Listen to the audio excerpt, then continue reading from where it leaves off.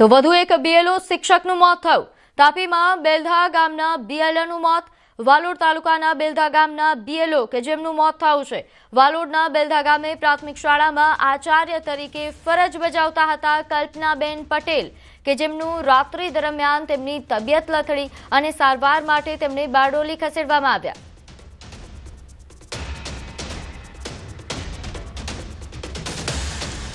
તો સરની કામગીરીથી ટીચર્સ પર ટોર્ચર વધી રહ્યું છે।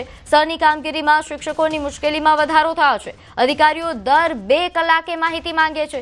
બીએલઓની કામગીરીથી શિક્ષકો સતત માનસિક તણાવમાં છે। બીએલઓની કામગીરીમાં રોકાયેલા અત્યાર સુધીમાં 4 શિક્ષકોના મોત થયા છે।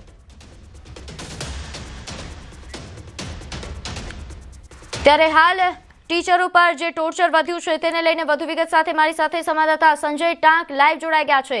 સંજય, જે રીતે ટીચર્સ પર ટોર્ચર વધી રહ્યું છે, કેવા પ્રકારના આક્ષેપો તેમના દ્વારા કરવામાં આવી રહ્યા છે, કઈ રીતે ટોર્ચર થઈ રહ્યું છે?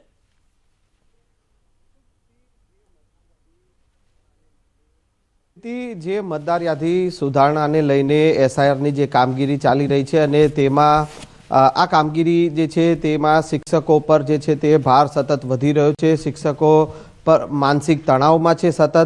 હું એ દ્રશ્ય પણ આપને બતાવીશ કે જે અત્યારે જે છે તે સાણંદમાં આ પ્રકારે જુઓ, આપ જોઈ શકો છો કે જે એસઆઈઆરની જે કામગીરી ચાલી રહી છે અત્યારે આ જે એસઆઈઆરના જે ફોર્મ જે મતદારો દ્વારા જે આપવામાં આવ્યા હતા ને તેને ઓનલાઈન જે ચડાવવા જે ડિજિટલાઇઝેશન કરવાની જે છે કામગીરી અત્યારે કરવામાં આવી રહી છે। પરંતુ ક્યાંક ને ક્યાંક જે છે જે પણ શિક્ષકો આ કામગીરીમાં રોકાયેલા છે અને તેઓ સતત જે છે તે માનસિક તણાવમાં છે।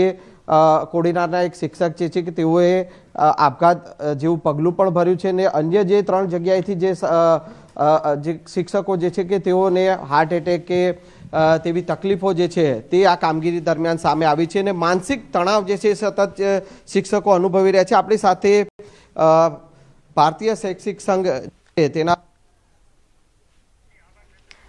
જી સંજય, આપની પાસેથી માહિતી મેળવતા રહેશું। તો હાલ જે રીતે સંવાદદાતાએ જણાવ્યું કે તમામ બીએલઓ, તમામ શિક્ષકો જે કામગીરી કરી રહ્યા છે તે માનસિક